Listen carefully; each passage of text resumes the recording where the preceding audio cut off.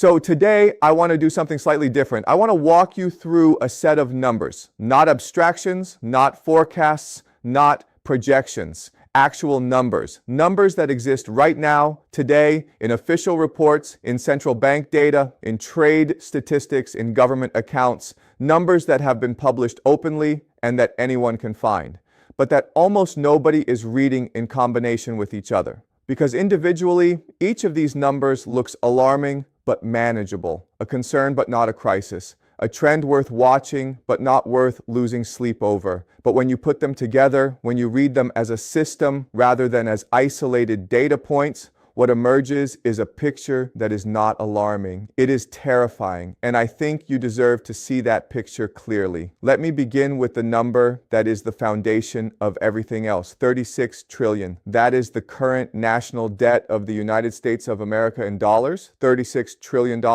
Let me give you a sense of what that means in human terms, because the abstraction of a number that large prevents most people from processing it seriously. If you spent $1 million every single day from the day Julius Caesar was assassinated in 44 BC until today, you would have spent approximately $750 billion. You would still need to spend at that rate for another 118 years to reach 36 trillion. That is how large this number is, and it is not stable. It is growing. The United States is currently adding approximately $1 trillion to its national debt every 100 days. Every 100 days, $1 trillion. The debt that took America from its founding in 1776 to approximately 1980 to accumulate over 200 years is now being added every 3.5 months. This is the financial foundation on which the global reserve currency system, the petrodollar, American military capability, and the economic stability of every nation holding dollar-denominated assets rests. And here is the mechanism by which this number becomes your problem, even if you are not American. The dollar's reserve status, the reason every nation holds dollars and every commodity is priced in dollars, rests on confidence. Confidence that the United States government will always be able to service its debts. Confidence that American financial markets are the deepest and most liquid in the world. Confidence that the dollar will hold its value. At $36 trillion, growing by $1 trillion every 100 days, with interest costs exceeding the defense budget, the arithmetic of that confidence is becoming very difficult to maintain. When confidence in a reserve currency erodes, it does not do so gradually and predictably. It does so suddenly and catastrophically. The history of reserve currency transitions, from the Dutch guilder to sterling, from sterling to the dollar, tells us that these transitions are never orderly. They are always accompanied by financial turbulence that reshapes the global economic order in ways that take decades to stabilize. The second number is 1.1 trillion. That is the annual interest payment the United States now makes on its national debt. $1.1 trillion per year just to service the debt. Not to repay it, not to reduce it, just to pay the interest. That exceeds the entire United States defense budget. It exceeds the combined budgets of Medicare and Medicaid. It is now the single largest line item in the American federal budget. And because the debt continues to grow, and because interest rates are not returning to the near zero levels of the 2010s, this number will continue rising. The arithmetic of compound interest applied to $36 trillion at current rates is not complicated. It produces a fiscal trajectory that every serious economist who examines it without political bias describes using the same word: unsustainable. And if you are finding this analysis useful, please subscribe. I cover these numbers every week because the gap between what official narratives say and what the data actually shows is where the decisions that affect your life are being made. The third number is 20%. That is the share of global oil trade that passes through the Strait of Hormuz every single day. 20%. Every barrel of Saudi oil going to Asia. Every barrel of Emirati oil going to Europe. Every cargo of Qatari LNG going to Japan and South Korea. All of it flows through a waterway that is 33 kilometers wide at its narrowest point. The global economy has constructed an energy supply architecture that routes 1/5 of its total daily oil supply through a single geographical choke point that has now demonstrated in the most public and undeniable way possible that it can be disrupted. Not theoretically disrupted, actually disrupted right now, today. That disruption is embedded in every energy price you pay, in every food price driven up by fertilizer and logistics costs, in every manufactured good whose production cost has risen because energy is more expensive than it was 2 years ago. The fourth number is 260%. That is Japan's government debt as a percentage of its GDP. The highest ratio of any major economy on Earth by a significant margin. For context, the number that triggered the Greek debt crisis and required an international bailout was approximately 180%. Japan is at 260%. The reason Japan has not yet experienced a Greek-style crisis is that most of its debt is held domestically by Japanese institutions and Japanese savers, and because the Bank of Japan has been purchasing Japanese government bonds directly to suppress interest rates. This mechanism, called yield curve control, has effectively kept Japanese borrowing costs artificially low for years. But the Bank of Japan's ability to continue this intervention is running out. Inflation, driven by the same global energy and supply chain pressures affecting every other major economy, has forced the Bank of Japan to begin relaxing its yield curve control. And as Japanese interest rates rise, even marginally, the cost of servicing 260% of GDP in debt begins to consume an ever larger share of Japanese government revenue.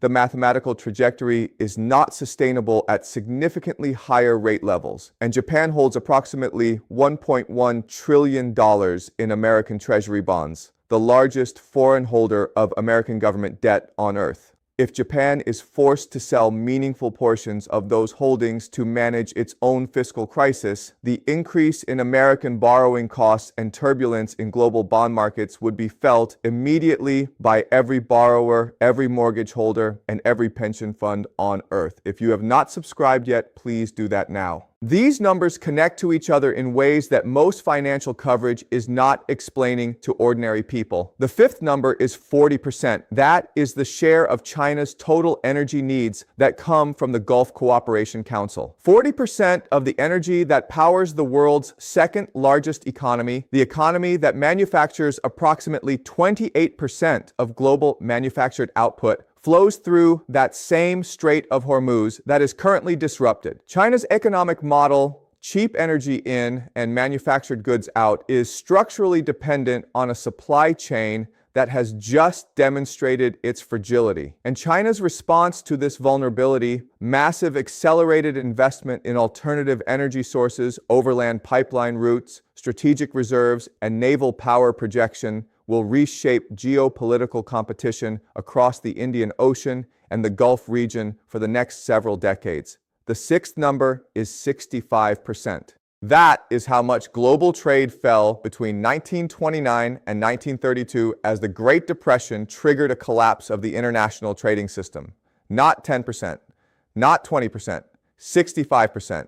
The entire architecture of international commerce disintegrated in 3 years as nations retreated into protectionism, currency wars, and economic nationalism. The global economy right now is exhibiting structural patterns that in several important dimensions resemble the early 1930s more closely than any other historical period. Rising trade barriers between the United States and its trading partners, fragmenting supply chains as geopolitical blocs replace integrated global networks, major powers competing for resource access in ways that prioritize strategic control over economic efficiency, financial systems under stress from unsustainable debt levels in multiple major economies simultaneously, geopolitical conflict directly disrupting the energy architecture that undergirds global commerce. I am not predicting a repeat of the 1930s, but the 65% number is a data point about what happens at the extreme end of the scenario range when these structural pressures are not resolved.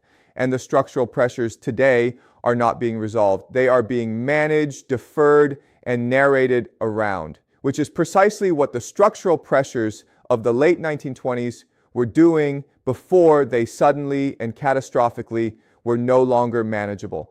The seventh number is 85%. That is the share of India's total oil consumption that is imported. India, a nation of 1.4 billion people with the fastest growing large economy on earth, imports 85% of the energy that powers its entire economy through global supply chains that are now under structural stress. At the exact moment that the world is looking to India as the next major manufacturing hub, as the democratic alternative to Chinese supply chain dominance, the energy vulnerability that Indian manufacturing competitiveness depends on is being ruthlessly exposed. The eighth number is 45. That is Germany's median age in years. The median age of the workforce in what was until very recently the most successful industrial economy on earth. 45 years. The median worker in Germany is 45 years old. Within 15 to 20 years, a massive wave of German workers will exit the labor force into retirement. Germany's birth rate has been below replacement level for decades. Its working age population is already shrinking. And the industrial reconstruction that Germany needs to rebuild its energy cost competitiveness after the loss of cheap Russian gas requires exactly the kind of sustained long-term investment and young workforce that demographic reality makes harder to provide with each passing year. Now, look at these 8 numbers together. An American debt trajectory that is mathematically unsustainable, adding $1 trillion every 100 days while paying over $1 trillion annually just in interest.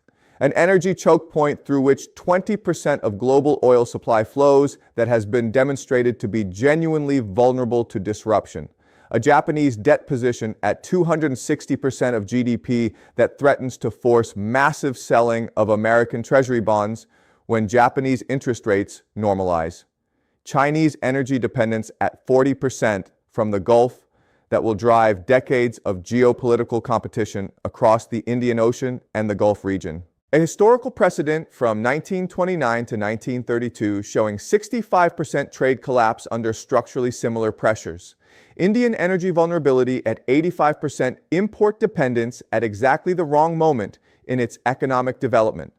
German demographic decline with a median age of 45, eating away at its capacity for industrial reconstruction. Each of these numbers alone is a serious structural concern. Each would, in isolation, warrant careful attention from policymakers, economists, and ordinary people trying to plan their financial futures. But they do not exist in isolation. They are connected. American debt stress feeds dollar weakness. Dollar weakness accelerates the petrodollar erosion that affects Gulf energy pricing. Gulf energy pricing instability affects Chinese manufacturing costs. Chinese manufacturing stress affects global supply chains that India, Germany, and every other export-oriented economy depends on. The connections run in every direction.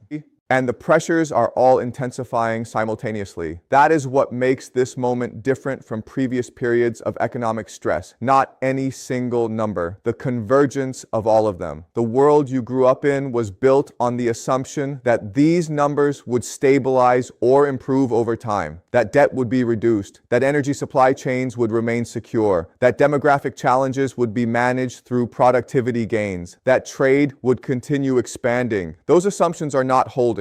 And the numbers, which do not lie, are now showing you what happens when structural foundations crack simultaneously across multiple systems. Subscribe for more analysis of what these numbers mean for your economic life, explained clearly and plainly. And tell me in the comments, which of these numbers concerns you most? See you next time.